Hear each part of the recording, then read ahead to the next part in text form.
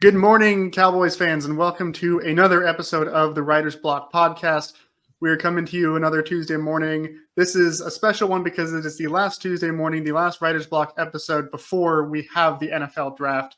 And as much fun as the lead up to draft season is, and going through all of the mock drafts, going through all of the player evaluations, it's also kind of fun for the actual event to be here, to sit through and watch, all the different teams pick their players, and we all get to judge, oh, that was a terrible pick, that was a great pick. And then, a year from now, we all look stupid. And then the further on you go, things change. So the main event is almost here.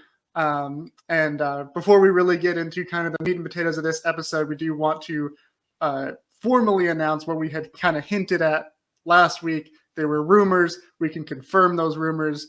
Adam Schefter has done his work, and he's putting out the news shortly that we will be live streaming during the first round of the NFL draft as well. So you'll be able to see our live reactions watching the draft as each team makes their pick, as the Cowboys make their pick, at least on the first night of the draft. So make sure that you're following us on Twitter at TWB Podcast 214. Subscribe to our YouTube channel. The link is in our bio on Twitter as well. That's where you'll be able to catch all of the live stream mayhem during the draft. But for this episode, we are going to be doing one last mock draft before the actual event gets here. I am joined, as always, by my co-hosts, Chris Halling, Brandon Clements. We're going to be collaborating on this mock draft, going through and really just emulating, the Joneses, Jerry, Stephen, and of course Will McClay, and presumably a few other people in the building that they might seek input from, and trying to put together the best possible draft class for the Cowboys, because, hey, they have some roster holes, and there's not really a whole lot of draft picks that they have to fill those holes, and they haven't done anything in free agency to fill those holes either. So guys, it's up to us. We have to fix the Cowboys roster with this draft. Brandon, how are you feeling about the prospect of us being able to do that and save the season before it actually starts? I'm pretty optimistic. I guess as you guys know, I'm the glass half full guy with the Cowboys. Cowboys social media has been kind of like going like ablaze. Everybody's seems like, I don't want to say everybody, because not everybody's negative per se, but it seems like a lot of people are going a little bit of bananas, so to speak, about the lack of moves in the off season. Like, what's the big move? Like, was it Royce Freeman just signed? Like, is there for a running back? Like, for me, like the Cowboys, I think this has been the plan all along. So this is why I'm not surprised. I think their focus is on two things. I feel like they're still trying to figure out the details of maybe getting Dak back, for long term. That's something I know Chris Halling might not be agree with me on, but we'll get to that in a sec. But also Micah Parsons, CeeDee Lamb are going to be due for some paydays. So, it's keeping some money in the till, so to speak, so they can re-sign those guys, because those guys are still very young, and they're obviously very talented players. So for me, I would rather sacrifice the lack of splash moves, quote unquote, in free agency, if we can keep some of our high-end, high-level in-house players like Parsons, and obviously Lamb's coming up for a deal. So I'm not worried about it, because I trust Will McClay. Will McClay is one of the best in the business. He's the drafts have been, the last year's draft, I guess, Chris would say, not so great with the Michigan players and whatnot, but trash. There it is. Trash. It wasn't not so great. It was the worst draft class the Cowboys have had since I've been alive, probably. And Chris, here's the thing though, like you can't expect to hit every draft. Like they've found. But I expect to hit one pick. Their best, rookie in that whole class was their 7th round pick in Jalen Brooks. Chris, you clearly don't remember the 2009 draft class either, the infamous special teams draft. Oh gosh. Well, we got DeRon Bland in the 5th round. Okay. What was that? We got DeRon Bland in the 5th round, for example. Like the Cowboys scouting department, they do a pretty good job. I'm last year's draft was what it was, but generally speaking, these draft picks, they hit, or at least they're quality players when it's all said and done. And I will say, and not to interrupt you, I will say that if DeMarvion Overshown plays like the player that I think he can, then the draft class could look a lot better. Because I actually I have high hopes for him. I think he could be a dog, and I think if he comes back healthy and plays the way that he was looking in preseason, then that class may not look as bad. Especially too, like, it's too early to call Mozzie Smith a bust, but like, you need more production out of your first round pick than he provided the Cowboys. So, like, maybe they can, feed him a bunch of McDonald's, get him fat again, and have him playing, that one tech and really just, being the interior run defender that he was drafted to be, and for some reason they kind of shied away from. So I don't know. Hopefully things can change, but yeah, not the most impressive start. Hey, don't worry, Chris. Don't worry, Chris. It'll get better. I do. And here's the thing, historically speaking, the Cowboys are one of the league leaders out of all 32 total NFL teams in regards to keeping in-house draft picks as long term. So they're in the top tier in that. So I like the fact that they're keeping their homegrown home draft picks and guys they pick up on drafted free agents. So their approach might not be favorable by the fan base for a lot of people, but it's what they've done and it's worked, obviously, because they've 12-5 the last few years. So we just got to hit on a few draft picks, and I think 2024 is looking very promising, and I'm excited for it. Yeah, definitely Brandon taking the glass half full. And I said at the beginning, we're going to try our best to be like Jerry and Steven and Will McClay. And you took that literally, because I feel like I was just listening to Stephen Jones saying, like, we like our guys, we're going to draft and develop, and we're going to keep our guys. Of course, it's going to take, 7 months of contract negotiations to keep those guys, but we'll do it eventually, Yeah, it's been a rough time for Cowboys fans leading up to the draft. So hopefully this is a nice little reprieve. That said, I am going to highlight my shirt of choice for this podcast. And the YouTube audience will get to see it as I kind of tilt down. Ooh. It's an Eras Tour style shirt, but with Dak Prescott. Of course, because for those who know, Taylor Swift put out her newest album, The Tortured Poets Department, this past weekend, and I actually wrote an article up on bloggingtheboys.com, which of course we're not affiliated with that site, but you can read it there if you so choose.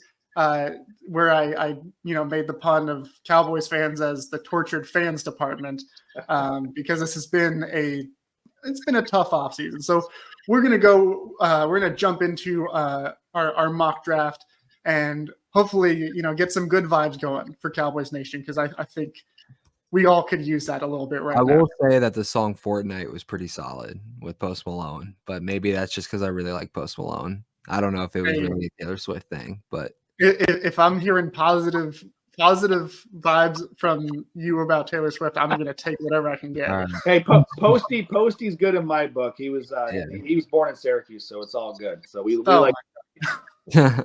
I'm just saying, look it up if you don't believe me. It's true. I will say, like all respect to Taylor Swift, she's obviously just taking over the music industry, but I would rather listen to Syracuse references for hours by Brandon than listen to a full Taylor Swift album. Thanks, buddy. I appreciate that. I'm the same way though. Like, I know Howman is our resident Swiftie. Like, no diss to her, because she's a hell of a businesswoman. She's doing a lot of great things. Obviously she's a billionaire. She's a billionaire. Good on her for making all that money and then maybe making an honest man out of Travis Kelce. So good for her. Yeah. I will say this: if Taylor Swift was in charge of the Cowboys, she would have extended Dak Prescott and CeeDee Lamb and Micah Parsons by now. So, maybe there needs to be a little bit of a trade there. I don't know, but we do have our mock draft machine pulled up and is ready. So for the YouTube audience, you get to actually visually see all of these picks as they're being made. I'll do my best to narrate things as they unfold for those who are listening. Of course, just as a reminder, you can find us on Spotify, Apple Podcasts, Amazon Music, RSS.com. Everywhere that we are is in our little link tree, which is in our bio on Twitter. Again, go follow us on Twitter at TWB Podcast 214. Eventually, I'll get that down and be able to say it without stumbling over my words. But we are going to begin the draft, and potentially we've talked about maybe there will be some trades going on in this first round. Maybe we're going to see how we're able to do this. So I'm going to go ahead and hit start. And if one of y'all really wants, if you see somebody that's falling and you're like, hey, let's entertain a trade, just let me know. I can hit pause. We can get on the phone with some GMs, work our magic. But with that said, the Chicago Bears are on the clock. And I wonder who they're going to take. They're going to go Caleb Williams. I already see that Michael Penix is falling. I'd like to make a call. Washington got Jaden Daniels. New England Patriots Drake May. Cardinals Marvin Harrison Jr. Chargers took Alt, Notre Dame tackle. Giants went Rome Odunze. Titans have taken Dallas Turner, the Alabama edge rusher. Falcons take Malik Neighbors. Wow, what an offense. Bears take Brock Bowers. Jets have taken Taliesin Fuaga, tackle out of Oregon State. Vikings go with J.J. McCarthy. Never going wrong with a Michigan man. Olu Fashanu to the Broncos. Raiders take Terrion Arnold. Saints take J.C. Latham. Colts take Troy Fatanu. Seahawks are going Brian Thomas Jr. Jaguars with Quinyon Mitchell out of Toledo. Bengals take Graham Barton. There goes that dream. Byron Murphy II to the Rams, replacing Aaron Donald, of course. Laiatu Latu out of UCLA going to the Steelers. Dolphins take Jared Verse. Eagles just took Cooper DeJean out of Iowa, and the Vikings have taken Amarius Mims out of Georgia, so the Cowboys are now on the clock.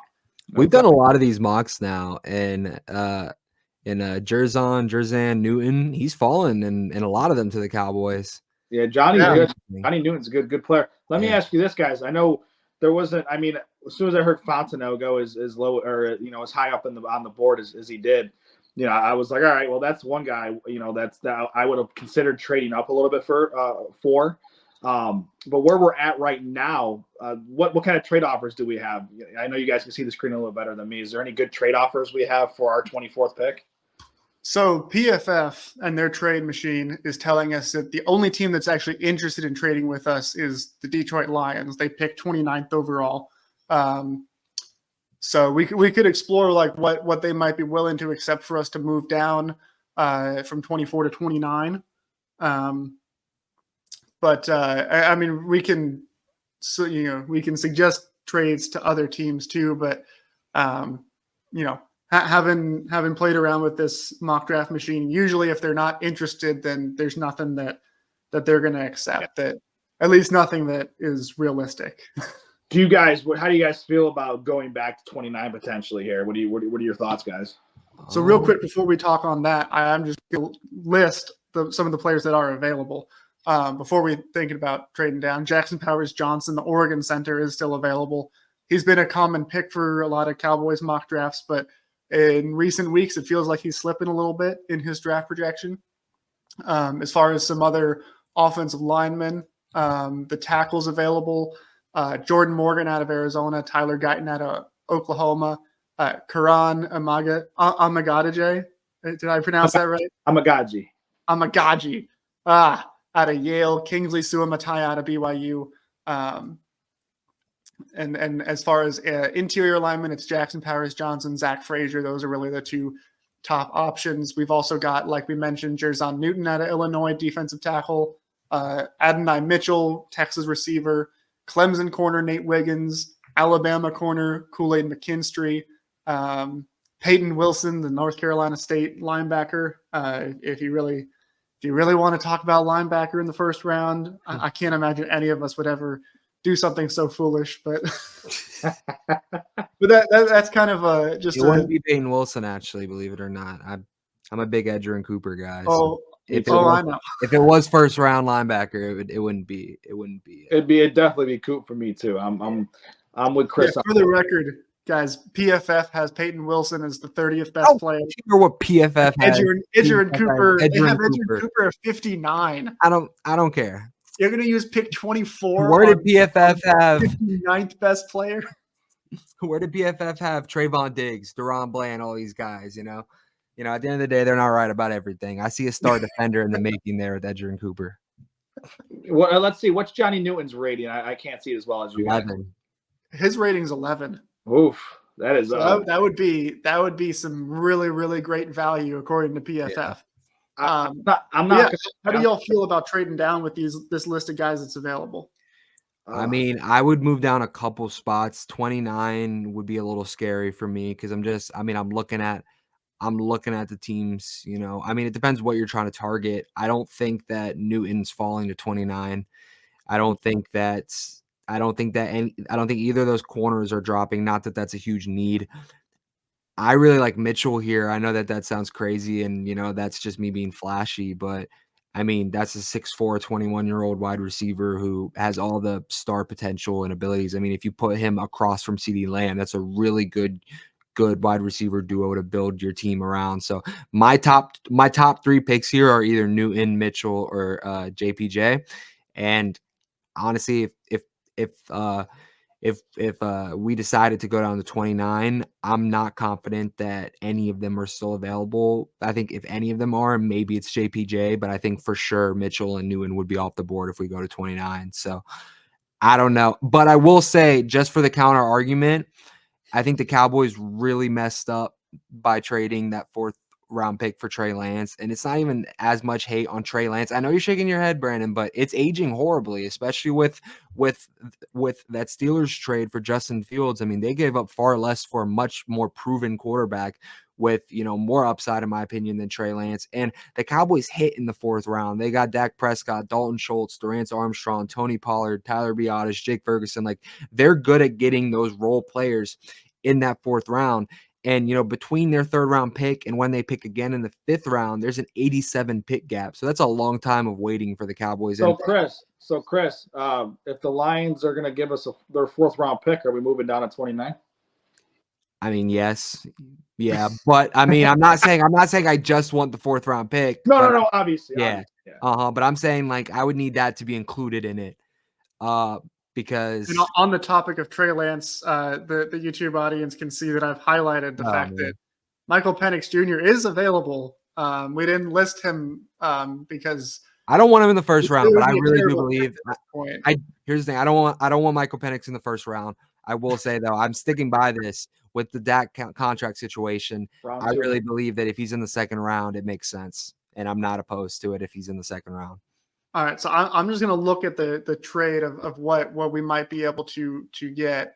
So if we were to give up pick 24, obviously we want to get pick 29 from the Lions. Yeah, I say it's 3 and a 4 this year. I'm just curious. I want to see what that analyzer says because I know it does like a. If they give us also a 3 and a 4, I would go straight up with it. I'd see what it does. I'm curious if we can. If we're moving, you shoot high, and then it actually looks like Detroit doesn't have a 4th rounder. Then I'm good. I'm good. Then I don't want it because they have pick 29. Then it's pick 61, pick 73, and then after that they don't pick again until 164.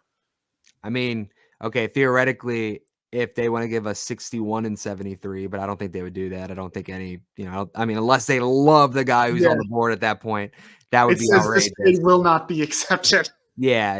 No. Even if you were just asking for 29 and 73, the little trade thing says it has a 43% chance to be accepted. No, I would just stay where we're at, guys. I would stay where you're at in this scenario. I think the Cowboys could be smart and they could win by trading back a couple spots, even if it's like if they believe that JPJ is their guy and he is falling like these scouts say, if he falls to pick 32, I mean, the Chiefs could move up. And like in this situation, especially with the Rashee Rice situation, I think the Chiefs would be very, very smart to try and move up to 24 and take Mitchell because, Rashee Rice is facing these legal issues and it's not like they had good wide receivers outside of him last year in Kansas City anyway.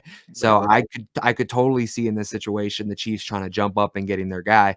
And if the Chiefs were able to offer a lot, then I would be willing to move down 32 potentially if we think that offensive lineman that the Cowboys are really high on could fall there. Yeah, I think that's well said. And I think realistically, I think there's more teams that would be interested in trading up with this group of players that's available. I will say this, though. Something we haven't touched on tonight or this morning. So it's Osa Odighizuwa's contract is up at the Yeah. end of That's a good point. this year. So, if obviously he's going to be looking for a longer term deal, he's and the chances of him being in Dallas after 2024, who knows at this point? I don't think it's that likely personally. I mean, I'm not a contract guy. I'm not a guru. I don't know what the Cowboys' plans are, but I mean, I think Osa has proven that he's a really, really good, interior defensive, pass rusher. I think he's good at rushing the passer. Yeah. But I mean, he really didn't prove himself as a run defender. And I mean, he did only have 3 sacks this past season. And I know that sacks isn't a good way to, grade a defensive tackle, but I think Osa could get a lot on the market, and I think he could get a lot more than what the Cowboys can afford to pay their 3rd best defensive lineman, to be honest. So, I mean, if I had to bank on it, I would bet that Osa isn't a Cowboy. And if that's the case, then I think you look at where the Cowboys are halfway through the season, and I think you try and move him before it gets to that point because, I mean, I don't like when teams know that they're not likely going to keep a guy and then they just, ride the season with him. Like, try and get something for him when you can. And, this is all a lot of, what ifs, it's a lot of, maybe this happens, maybe it doesn't, but I don't know. So with that said, like Newton here wouldn't be a bad selection at all either. And, I hate to say it, but I got to stick to my gut. Actually, looking at this, I did just come out with an article saying Cowboys need to take the best player on the board. And looking at this, there's no possible way I can argue that Newton's not the best player on the board. And it does fill a need for the Cowboys because the Cowboys really do need that interior defensive lineman. Yeah. I'm just hesitant and scared about it because of the Mozzie situation, but that's not fair and that's not a good way to address every draft heading forward. Like just because one player didn't hit at the position doesn't mean that this player isn't going to hit. So I don't know. It's to me, I'm probably leaning Newton here, but I'm very intrigued by Mitchell and I'm very intrigued by JPJ. JPJ has been my number 1 for a long time. And I think realistically, I don't think Newton will be on the board at this point. But if he is, then I think the Cowboys would kind of rush to get him, to be honest. I think the Cowboys would love that. Yeah, I agree. I think if Newton is here, I feel like the Cowboys would field phone calls and see if somebody's desperate enough to move up and acquire the pick and draft Newton potentially at that point. But I think here, given the Osa Odighizuwa situation that I alluded to, I think we don't know what's going to happen with Mozzie. I mean, Mozzie hasn't shown anything where it makes us feel confident in his abilities at this point. And Johnny Newton's he's a wrecker, man. Like he has those skill sets. Like he reminds me of a recent draft pick, Kalijah Kancey that came out of Pittsburgh in recent years here. And I mean, I feel like I really liked him as a prospect for the Cowboys in that class, me too. even though people were saying he was a little undersized. But I mean, I don't think it's the end of the world. I mean, it's about how you play. And I mean, like they said that Randall was undersized for the Vikings, and I mean, like Aaron Donald was a little undersized coming into the league. So I don't put too much stock in that. I mean, if you play aggressively, then that. I mean, like here's the thing though. He's not only is he a good pass rusher, but he's good on run defense too. Yeah. Like for everything that I've watched a lot of Big Ten ball this past year, and anytime I got to watch any of his games, like he was the talk, man. Like the commentators would just make note of how good of a player is. And here's the thing, just looking at his measurables, like he's 6'2", 304, so like he's over 300 pounds, which is what I like to personally see in an interior defensive lineman. And his 40 time, 4.9. Like I mean, I'm okay with that considering the position, and he's very explosive as a whole. Like to me, I think if he's on the board here, and Chris, your theory that we've talked about all offseason where best player available has to be considered, this is the point where I say we hammer the board for Johnny Newton. I think we solidify a position, and it's going to be a premium for this year, this year only. I feel like because it's going to be a rotation between Mozzie, Osa, and Johnny, but we're thinking ahead for the future. And my thing too is with this whole best player available talk, like I was saying that even if it's not the biggest position of need, but defensive tackle is a huge position of need for the Cowboys. As big as the offensive line is, like you're probably ranking at 1 offensive line, 2 interior defensive line, maybe linebacker, maybe running back, wide receiver. But like, Yeah. I mean, defensive tackle is still one of the biggest needs on this team. So you're getting by far the best player on the board, and you're filling one of the biggest needs on the team. I think it's a no-brainer. I mean, it'll hurt to pass on Mitchell personally. I'm a big believer in him. I think he's gonna be really good. JPJ, I mean, in hindsight, if JPJ becomes like a Travis Frederick impact off the bat, it's gonna hurt looking back at that. But I don't know. It's hard to pass up on Newton right now. I think I agree with kind of your ranking of like defensive tackle being like below offensive line in terms of need. It like this kind of scenario would like drive some Cowboys fans crazy because offensive line is the biggest need, but also it's not just offensive line; it's two spots on the offensive line. Like it's either left tackle or left guard, depending on what you're doing with Tyler Smith. And if it's left tackle, if you need a left tackle, like looking at this draft class, like you're getting a left tackle in the first round, or you're getting a guy that's a developmental player who's not starting in year one. And you need a center. And Jackson Powers Johnson, for a while, for most of this draft season, has been the top center prospect. Only in the last month or so has Graham Barton really kind of eclipsed him. And now we're seeing JPJ like slide down a little bit. So it's just like it's hard to look at this and say, we really need a center. JPJ is there. Like a month ago, we didn't even know if he'd be there, and now we're not going to take him. Not only are we not taking JPJ, but we're not taking any offensive lineman. Yeah. But again, like when the Cowboys took CeeDee Lamb, I mean, wide receiver was kind of a need, but like you had Amari Cooper, you had Michael Gallup coming off a great year. Like you still needed a wide receiver 3. But like it wasn't really a need.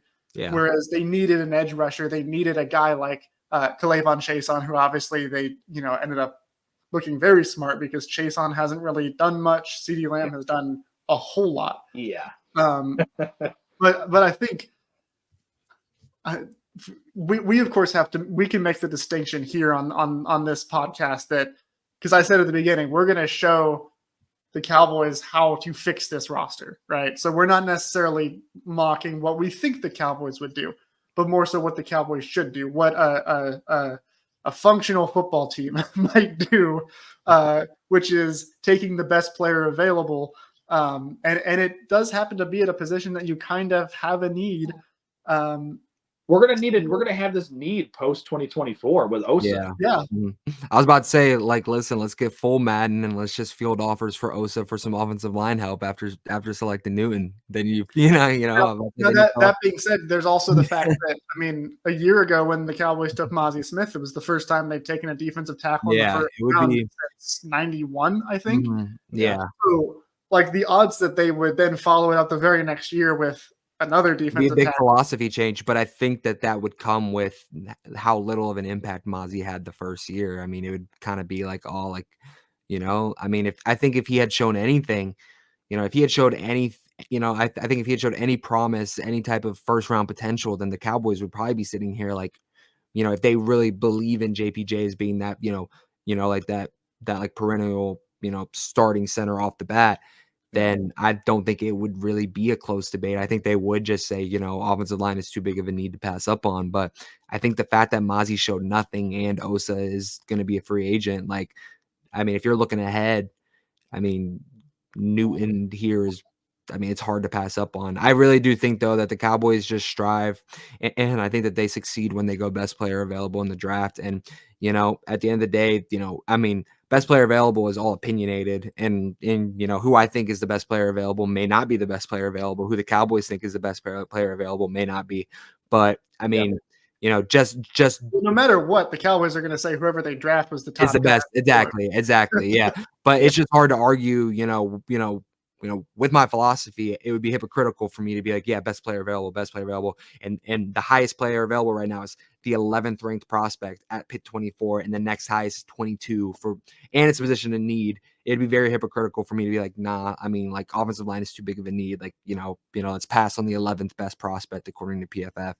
I don't know.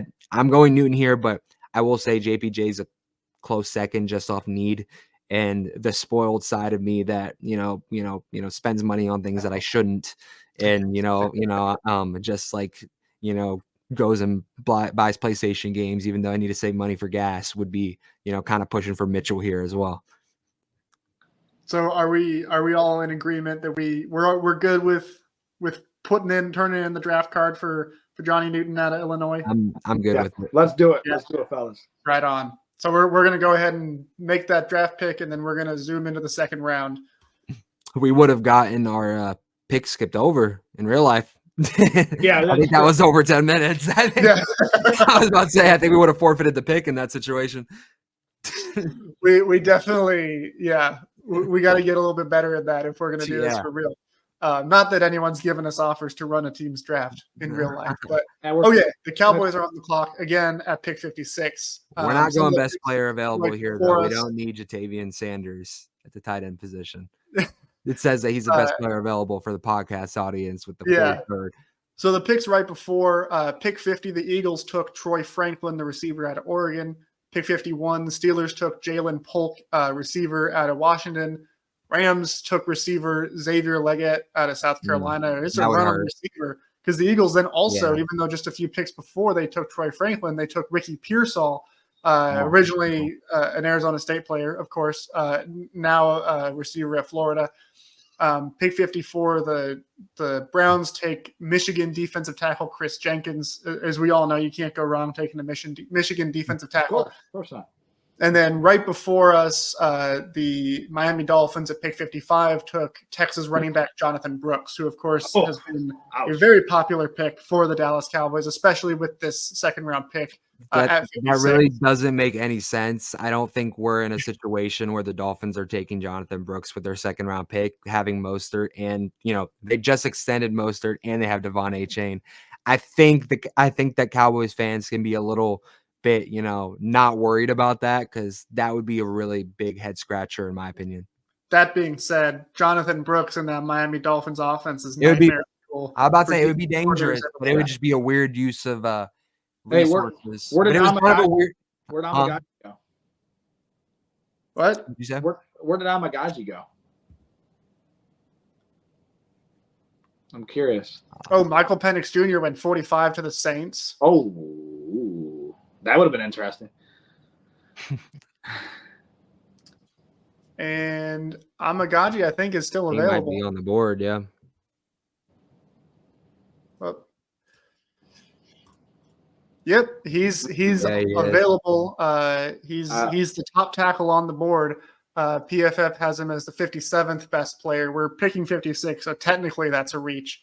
But I think the formula would be okay with us going that way. I have to say, and I'm sure that you guys probably won't agree with me in this situation. And this is saying a lot because I am not a fan of Gamecock football at all, being a Clemson guy. But if it's Xavier Leggett is there at 52, I know the Cowboys don't really have the resources to trade up, but I would really try because I think Xavier Leggett can really be a good wide receiver too. And he fits the mold of what Michael Gallup was prior to his injury.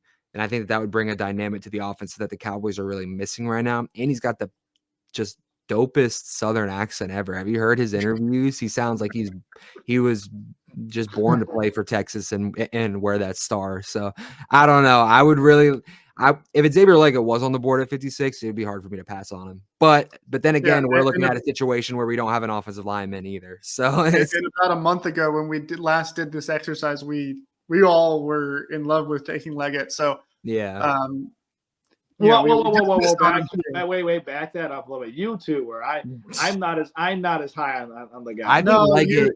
I think you had to sign off on it, so you're part of this. I have to say, I think Leggett is one of the better receivers in this class. I mean, I know it's one of the best receiving classes in NFL history, but I mean, I put him above a Keon Coleman. I put him above, a Polk. I put him above some of these other names. I would put him above Xavier Worthy. I know everyone's just losing their mind over his 40-yard time, but I think I really think that Leggett can be like a great wide receiver 2, fringe wide receiver 1, like pretty quickly.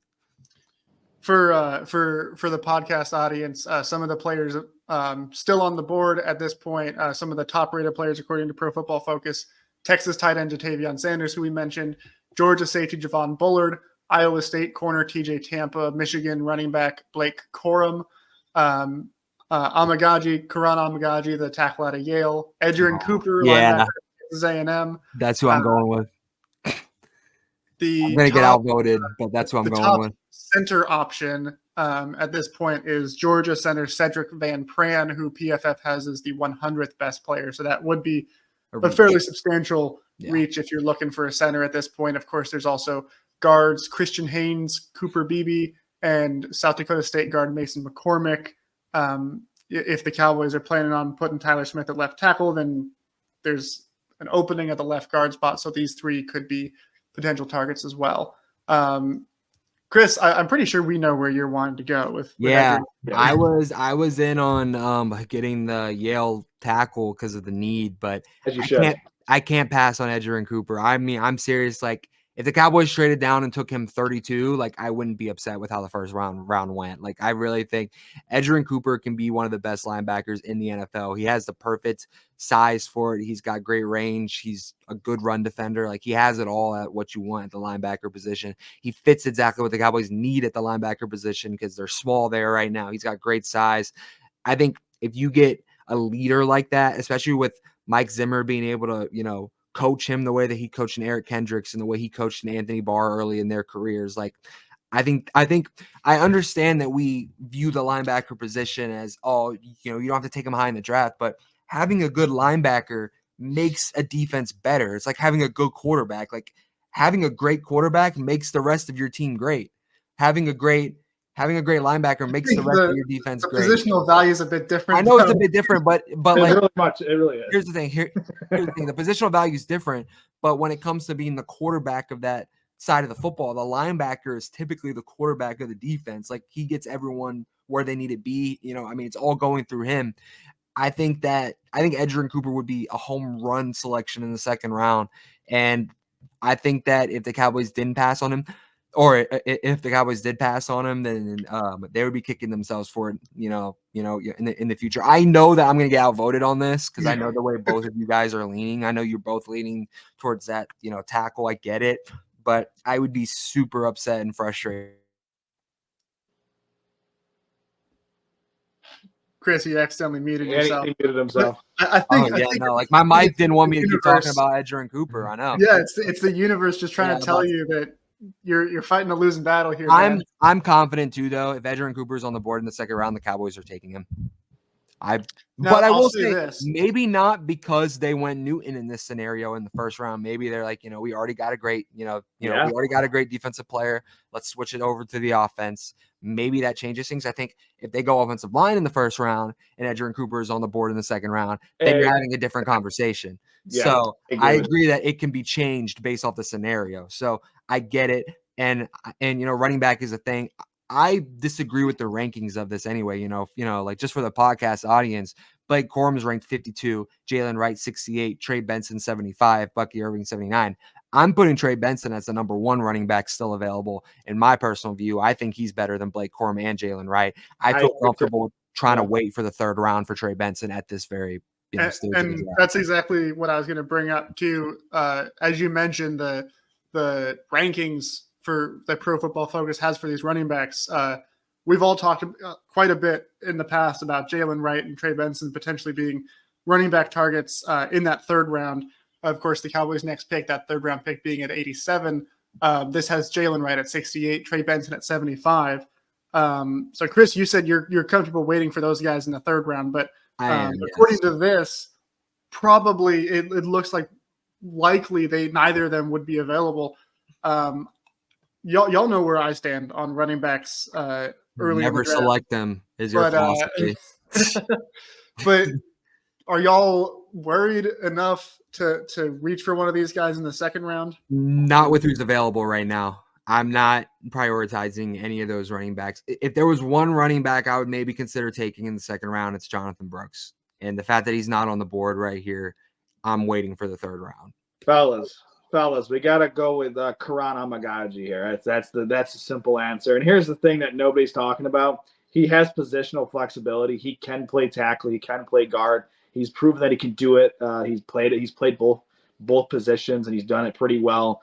To me, it comes down to if the Cowboys were to draft Amagaji in this situation, there could be a debate where they think Tyler Smith or Karan Amagaji play, because they both have that, positional flexibility where one could play tackle, one could play guard. You can mix and match depending on what the offensive line coach feels is the best alignment. So for me, and I think Amagaji, I feel like he's the kind of guy that we're going to talk about in a decade from now, and he's going to have some Pro Bowl numbers next to him. I think he's going to be a multi-time Pro Bowl player. He just has to. He's got a little bit of technical issues, which you can fix those things. I feel like he's very strong. He's got good size. He's got good feet. I mean, I'm just looking at his profile here. Like, he's got, and I mean, his arm length is insane. He's in the 92nd percentile for arm length, 36 and an eighth. Like, once he gets his arms on you, his hands on you, it's over. So for me, Karan Amagaji is I think getting a guy with Pro Bowl caliber potential. I feel like in the second round and at the end of the second round just makes too much sense for me. And here's the thing. It might not even be a Pro Bowl tackle. It could be a Pro Bowl guard, because they could flip-flop Tyler Smith or Karan Amagaji, and they got that left side ready to rock and roll for the next handful of years. So for me personally, it's not the sexiest position. And the Cowboys, if we did this draft, they're going interior defensive line round 1 and then offensive line round 2. They're not the sexiest positions, but I think these would be the right moves for the Cowboys in this situation. Yeah, I definitely agree. I think we all kind of knew that's where this pick was going, Chris. You fought the good fight. I'll play the role of Mike Zimmer here. I guarantee you, if Mike Zimmer is there in the war room and Edgerrin Cooper's on the board, he's throwing a fit trying to get him in Dallas. But not on a 1-year contract. He's not. He's trying to get a job for next year. Yeah. But no, I agree with everything Brandon said. I'll also point out, we always talk about the Eagles as a contrast to the Cowboys is how they run their team. One thing Howie Roseman has always been very consistent about is he invests in the trenches. He's always getting new offensive linemen. He's always getting new defensive linemen. So getting a great defensive tackle like Johnny Newton, and now following up with Karan Amagaji. Maybe we're turning into Eagles South as far as the way that we build our team. But I'm going to go ahead and put in the picks again. I think we once again went over time. Lost our pick here. Yeah. But we're going to go with Karan Amagaji, the tackle out of Yale. By the way, he's got a great player comp too. His player comp reminds me of former Syracuse offensive lineman last year's second round pick Matthew Bergeron. So very, very pleased about that. Very similar size guys. I should have known that's where you were going. All right, we're on the clock again in the third round, pick 87. Some of the picks. Wow, right huge run on running backs. Yep. Oof. Pick 81, the Seahawks take Jalen Wright. Pick 82, Colts take Kyrie Jackson, the corner out of Oregon. Rams at 83 take Trey Benson. Steelers at 84 take Bucky Irving. The Browns at 85 take Houston Christian defensive edge player Jalix Hunt. Not a name that I think many of us have heard before. And then at pick 86, the Texans went with USC running back Marshawn Lloyd. So, yeah, if y'all were comfortable waiting for Trey Benson, it did not work. The top player on the board at this point is South Carolina quarterback Spencer Rattler. Interesting. I have zero interest. I have zero interest as well. I'm a guy who's actually open to drafting a quarterback relatively high, but he's not the quarterback. He's not good. Here's the thing: we're doing what the Cowboys might do, and there might be some smoke. If the Cowboys draft Spencer Rattler in the third round, I will. I'm very indifferent about Spencer Rattler. I don't have a strong opinion one way or the other. I'm not really. If the Cowboys draft Spencer Rattler, even if the Cowboys were to sign Spencer Rattler as an undrafted free agent, sorry guys, I'm a Cardinals fan. Jeez Louise. Spencer Rattler, I'm confident he couldn't beat out Cooper Rush for QB3. Trey Lance is gonna take care of things, but he's on his contract here too. Trey Lance may not even be a Cowboy past this upcoming year. Trey Lance may be a Cowboy and never play a game with him. I wouldn't be surprised that all the reports I've been hearing too, and what I'm sure you guys have been reading. I mean, there's a lot of hype around Trey Lance with the front office. Be those thoughts as think of them as you will. I guess I don't know, like how the Joneses are with those things. But I don't love talking about third string quarterbacks, but some of the other players on the board: USC safety Kalen Bullock, Kentucky running back Ray Davis, who's the top remaining running back according to PFF. Kansas edge Austin Booker, Florida State corner Renardo Green, Virginia receiver Malik Washington, Cooper Beebe, who we talked about before, guard out of Kansas State, and Mason McCormick, guard out of South Dakota State, are both available. Probably not looking at them as an option now that you've got Amagaji and Tyler Smith, whoever plays tackle and guard. But what are we thinking? Are we wanting to get a running back since there's a run on the position right now? No. Chris, no. You've got your finger raised so politely. You guys, here's the thing. I got outvoted last one for a linebacker. You guys got to compensate now. Cowboys need a linebacker, whether we think so or not. Like Eric Hendricks is not that guy for the future. Jeremiah Trotter in the third round is a great value at the linebacker position, in my opinion. He's got the pedigree of having an NFL player, being his father at the linebacker position. He's great. Like, I've watched so much Clemson football. I have watched pretty much every collegiate game of Jeremiah Trotter's career, and he's a baller. He really was one of the main focal points of that defense. And really the only good thing about Clemson football over the last 2-3 seasons has been their defense. Their offense has struggled. It's not been the same offense that won them national championships. And it's been because of Jeremiah Trotter. Like, if you can get him in the third round, it makes me less upset about missing out on Edgerrin Cooper in the second round. You don't need to get another offensive lineman in this situation, in my opinion. It doesn't have to be as forefront. There's no reason to just take a running back because you need one at this point. Yeah, just to take him. If Trey Benson's on the board, if Wright's not on the board, if Corum's not on the board, all these different guys, then don't just take Ray Davis just to take a running back. Take a running back you think is going to make an impact. At this point, the Cowboys are kind of screwed at the running back position. We're just gonna, we're just gonna accept that fate. We're gonna sign Ezekiel Elliott. It's gonna be okay. But no, at this point, take the biggest impact like right off the bat, and I'm telling you, it's gonna be Jeremiah Trotter. He would be a starting linebacker on this team day one. That's the kind of impact he can have. I'm not on the table for Trotter. Some of the other linebacker names that have been connected to the Cowboys in this draft process have had top 30 visits, Dallas Day visits, whatever kind of visits they are. Missouri linebacker Tyron Hopper, Curtis Jacobs out of Penn State, Nathaniel Watson on Mississippi State, and Jalen Ford out of Texas are all much lower on the board. The highest of those for ranking-wise for PFF is Tyron Hopper at 191. So those are all guys that the Cowboys have met with, have done their due diligence on, and for the most part, all project as guys that would fit into this defense that can be had much later in this draft. I know, but they can be had much later in the draft because they're not as good. That's why they're so low on that ranking, is because they're not as highly touted as a prospect. I'm telling you, Jeremiah Trotter can have an immediate impact. The only thing I will say about Jeremiah Trotter Jr. is I know Mike Zimmer likes his linebackers big, so that's the only knock I have on Jeremiah Trotter Jr. Because I say only because I'm not anywhere near that size, but he's sub 230. He's just under that. He's like 228 is what he's listed at. But for me personally, if he's on the board and we've passed up on Cooper earlier on, and the other Peyton Wilson was obviously there early too. I mean, there's other linebackers that the Cowboys have not looked at on our mock draft yet. I would have to go Jeremiah Trotter Jr. Like I have to agree with Chris on this. I do think watching the ACC. And I watch it just as much as Chris does, because Chris, full disclosure, is a Clemson guy. So he knows a thing or two about Jeremiah Trotter Jr. But somebody who is not a Clemson guy, I am very far from it. I am very much a Syracuse University supporter. I had no idea. You're a Syracuse fan? I know. How has this not come up before?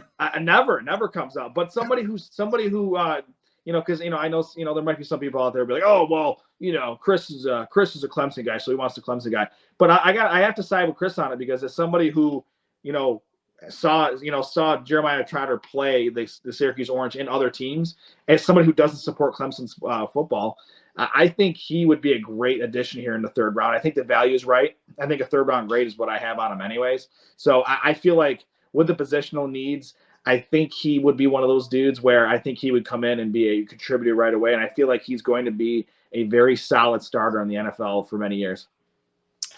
Yeah, I mean, y'all Y'all have already voted. Voted me here. Y'all, you know how I feel about a linebacker and their positional value. We Uh, know. so personally, I think you can find a linebacker that's going to have similar enough impact and value in the long run later on in the draft. Some of the guys I listed, but also looking at some of the other guys that are at the top of the board right now that are available. None of them really jump out to me as someone I'm pounding the table for. So uh, not that I had a vote because you already have the majority, but I'm fine with going Jeremiah Trotter Jr. here. So we're going to go ahead and lock in that draft pick, and we're going to be able to zoom through it because of the PFF machine, but in real life, we would have to wait quite a bit to get to this next pick coming up at 174.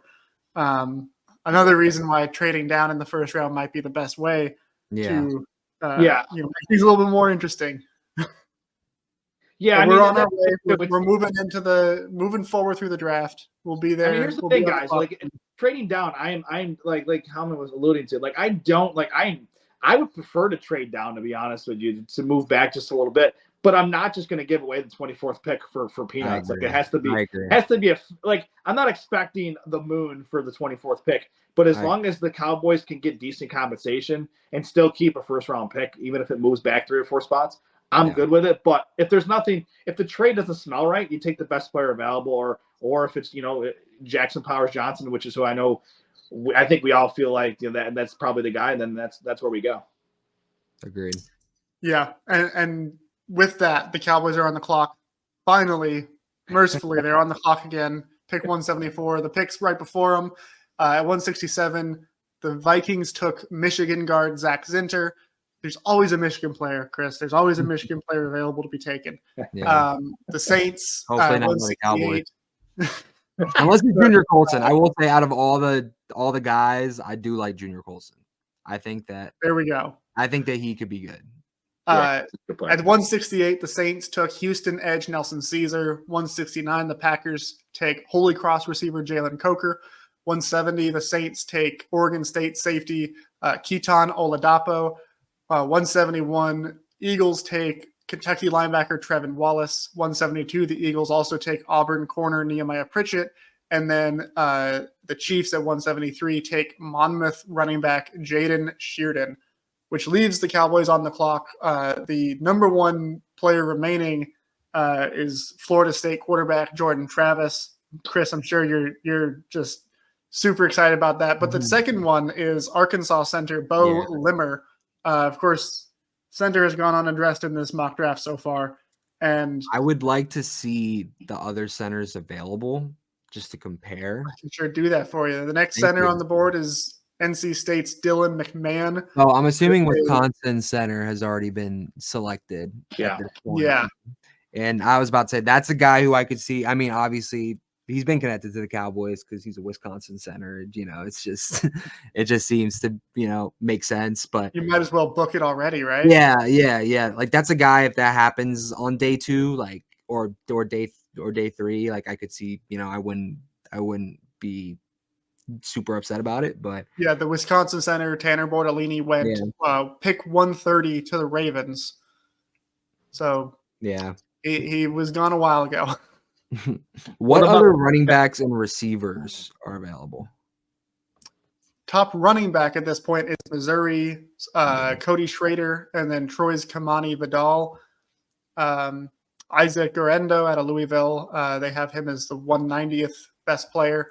As far as the receiver spot, we've got Kentucky receiver Tavion Robinson, valued at 186. The next best receiver is Illinois receiver Casey Washington at 226. So quite a bit of drop off there for the wide receiver market. It's not a great group of guys to pick from at this point for the Cowboys for an immediate impact, I believe. So I know who I want here.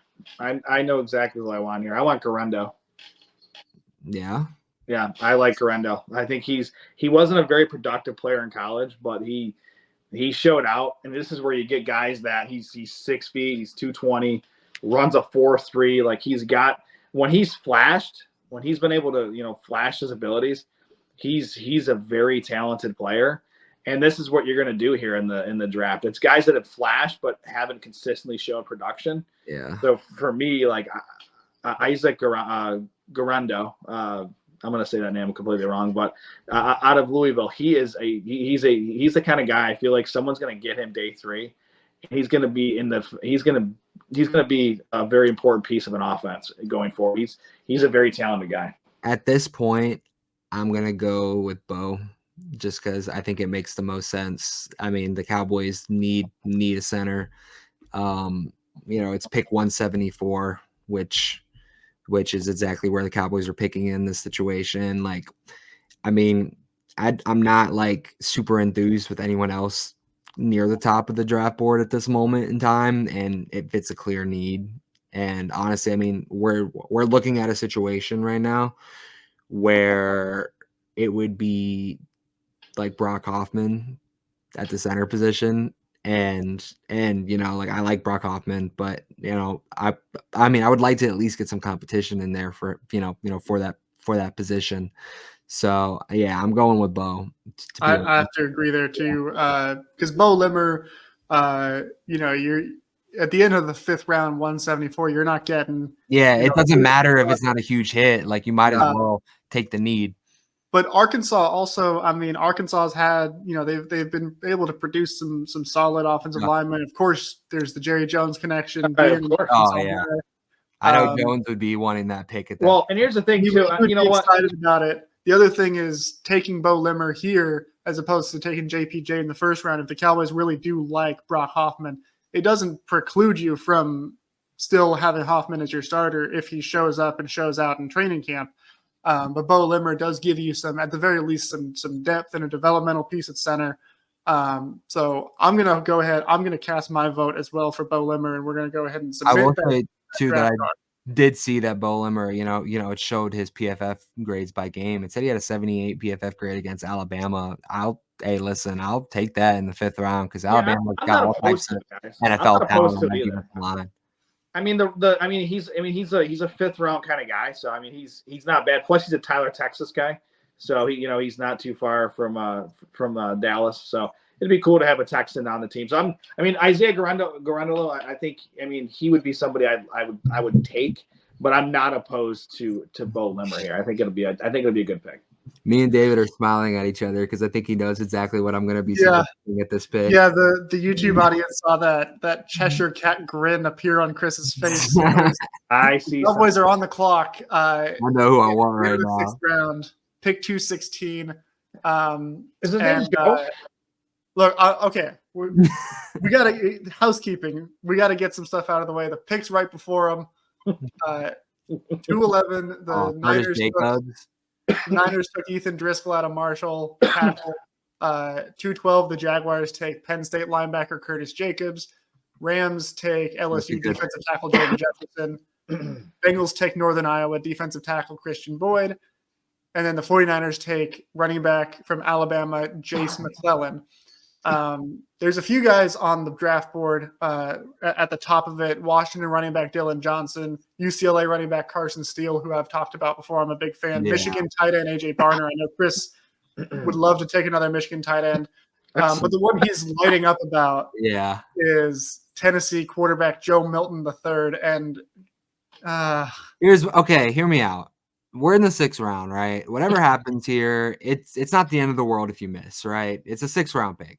My thing is this: when you're picking in the 6th round at this point, you're kind of looking to find that diamond in the rough, that like that guy who, and like you're saying, Joe Milton, at the end of the day, right now he has elite tier throw power among NFL quarterbacks. The second he gets drafted, that man flicks his wrists from the 30-yard line, and it could go close to the end zone. Like it's absurd. And at the end of the day, I understand that he's got some accuracy concerns and all these different things. And there's a reason why he's still on the board. I get that. But at the end of the day, those things can be coached. I mean, like footwork can be developed. Natural throw power like that, like that's a generational trait. And I don't believe Trey Lance is going to be the future at the quarterback position. I don't think Cooper Rush is going to be the answer at the future either. And I think, let's say that, so let's say that you re-sign Dak, right? You re-sign Dak. I think in a situation where you're re-signing Dak, you're probably not re-signing Trey Lance as well. I think some quarterback needy team is probably going to give him a contract, give him some kind of a shot. So then you're looking at Dak, Cooper Rush, and then a third quarterback, right? We don't know how much longer Cooper Rush even has at this point anyway. So, I mean, why not take a guy who can maybe learn under Dak and, who has that raw natural ability? Like, to me, it makes sense. Like, I'm not saying, take Joe Milton in the 4th round. I'm not saying, obviously we can't anyway, because, Cowboys don't have a 4th round pick. But I think that here's the thing. If you're skeptical about taking a quarterback in the draft, you have to be less skeptical about taking Joe Milton in the 6th round than taking like Michael Penix in the 2nd round. Like, okay, because at the end of the day, it's a 6th round pick. Like, I will say that if it's not Joe Milton, my vote would be Carson Steele at this point as well. I do like him as a prospect, but I don't know. I think Joe Milton has a little spark to him. He's got, he's got raw traits that can't be coached. And I think Chris, that I'll extend an olive branch to you. yes. let me Oh boy. Let me try this. Okay. I get what you're saying.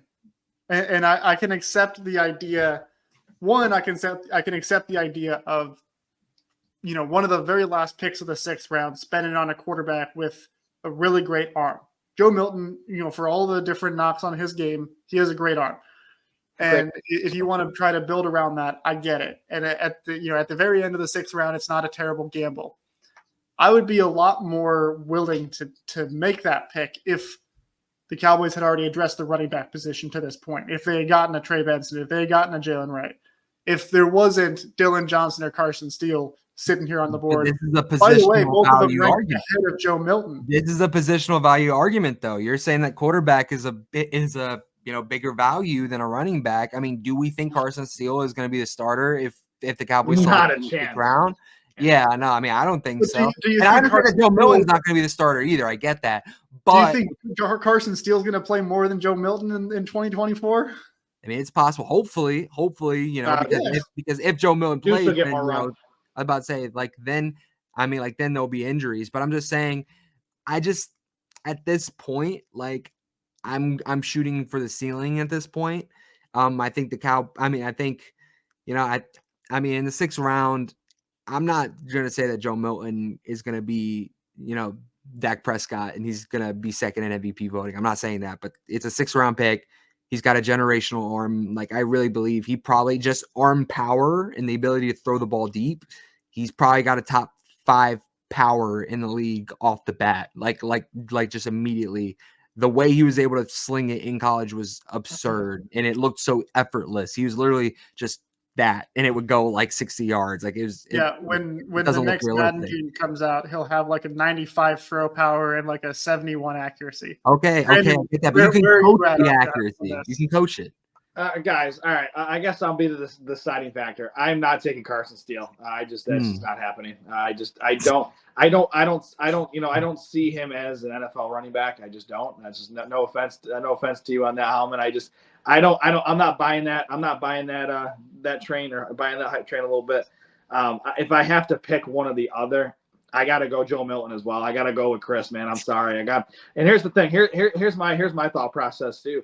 It's, this doesn't preclude them for, saying, okay, we're not going to sign Dak Prescott back. But Milton is an older prospect. He is 24. So he's in the same age range as Trey Lance. So he's still a young player. So for me, I feel like that, having Joe Milton on the team would actually be good, because it would be some really good competition between Trey Lance, Joe Milton, and Cooper Rush. And I think the best thing you could have is a quality competition for that backup job.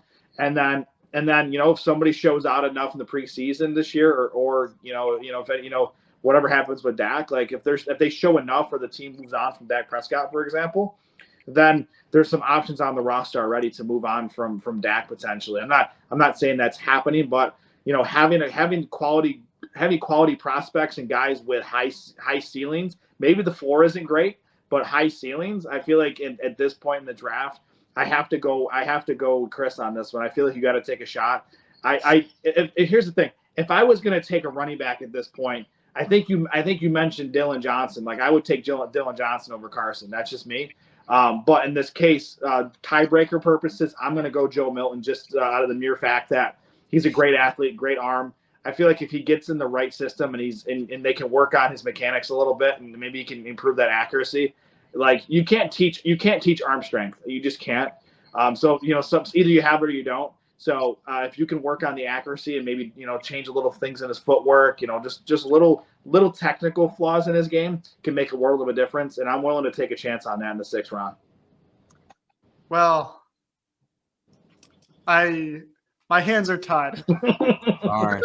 So we're going to turn in the draft card for Joe Milton III. The Cowboys are taking the quarterback for, I guess, Bill Belichick in 2025. And we're on the clock again in pick 233. Some of the picks before them. The Ravens take, Utah tackle Satawa Laumea. Texas corner Ryan Watts goes to the Raiders at 229. Vikings take TCU running back Imani Bailey. Patriots take UTSA receiver Joshua Cephas. And the Vikings at 232 take Mississippi State defensive tackle Jaden Crumady. The Cowboys are on the clock. The top players on the board right now, Texas Tech safety Tyler Owens, Alabama kicker Will Reichard, South Alabama quarterback Carter Bradley, and Arizona tight end Tanner McLaughlin. But really at this point, late in the 7th round, this is where teams are kind of you're looking at who you want as who you don't think you can get in undrafted free agency and who you really want to make sure you're going to land on your roster. So what's a position that we're looking here? I mean, we haven't addressed running back.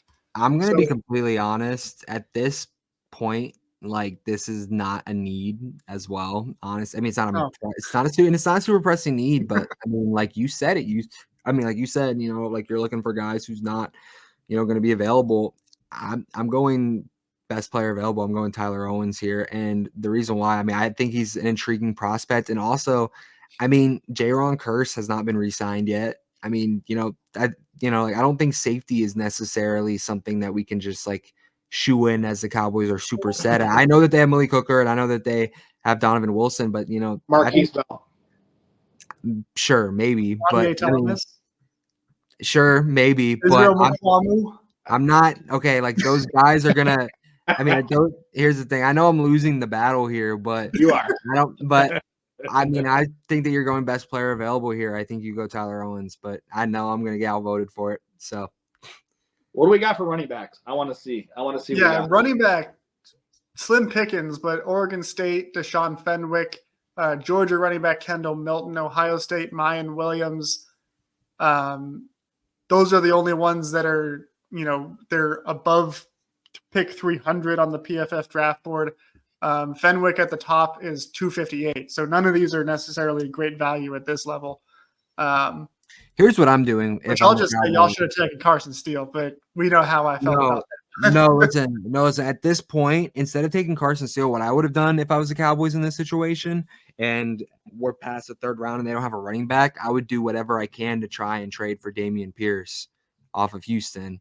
After them getting Joe Mixon, I think Dameon Pierce still provides a little bit of a boost at that running back position. And I think that he could be had for maybe, like a pick that's not such a high quality pick. And I don't know, like, I don't think any of the running backs like available past that 3rd round would have made a big difference. Like I wouldn't start any of them over Rico Dowdle, so you might as well get players you can fill in and, have somewhat of an impact for. Did you say we have Kendall Milton on the board?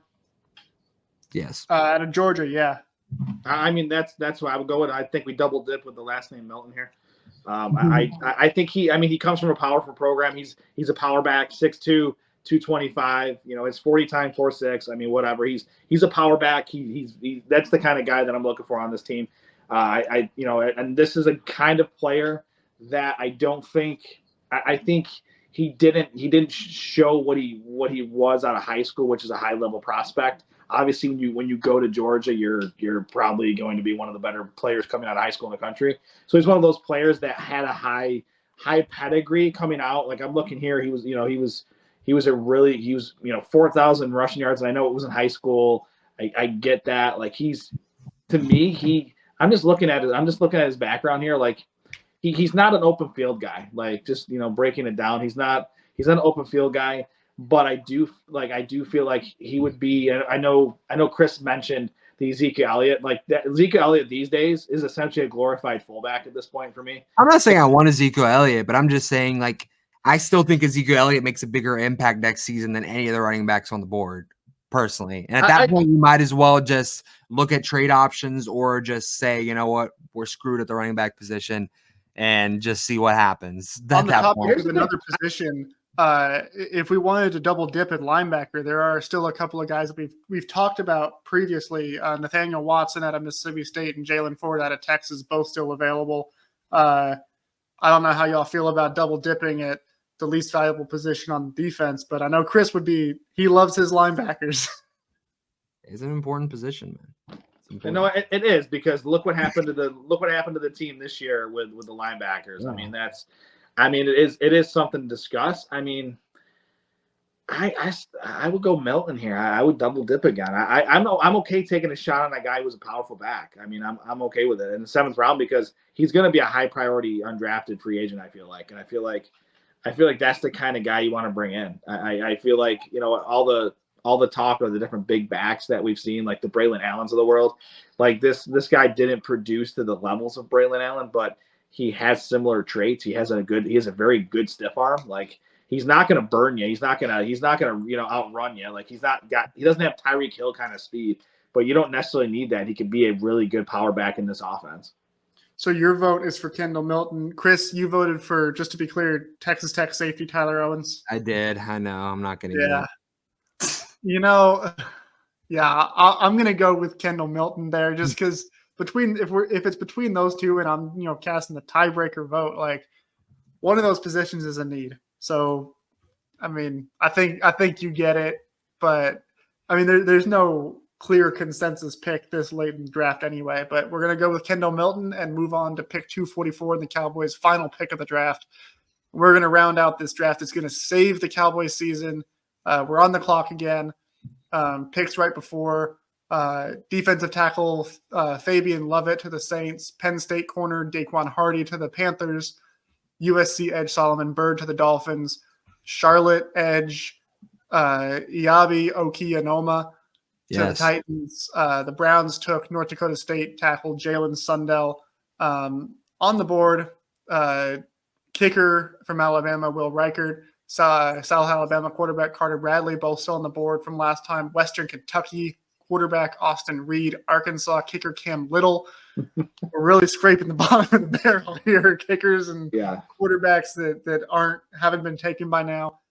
Jalen Ford still on the board. Dylan McMahon, the center from NC State, who we touched on before. I would say Jalen Ford. Shire out of Pittsburgh, the corner. I would say Jalen Ford. I'm pushing for Jalen Ford as well. Yeah, Jalen Ford. He can be a developmental guy, learn under Mike Zimmer, play on special teams.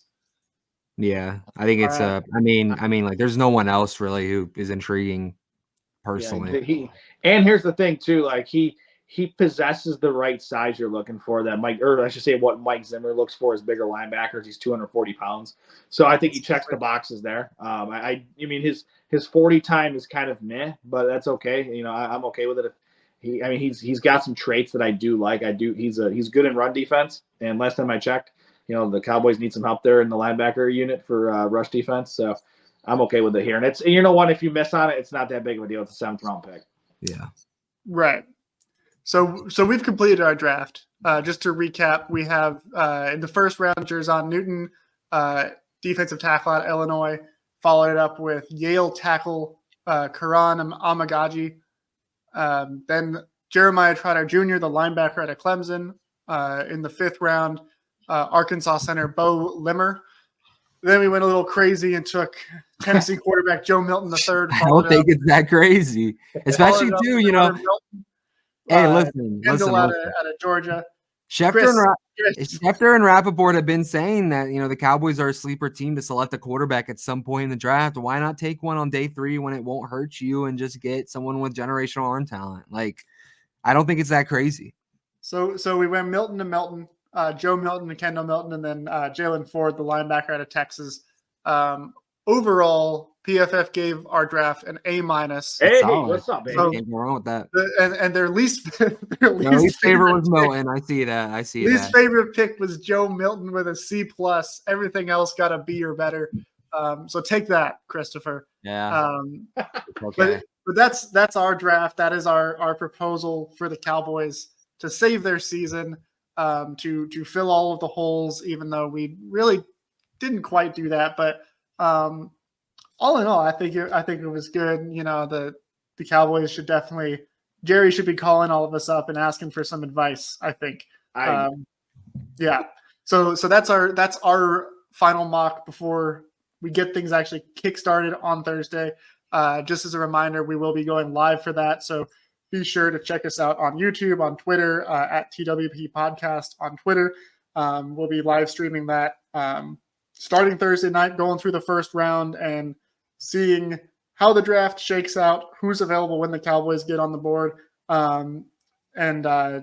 just reacting to it. And it's going to be a fun time. So make sure that you tune in then.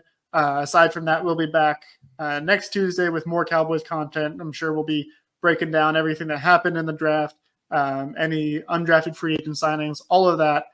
So be sure to subscribe, follow, like, and rate, do all the different things. Give us the hearts and the retweets, all of the different things.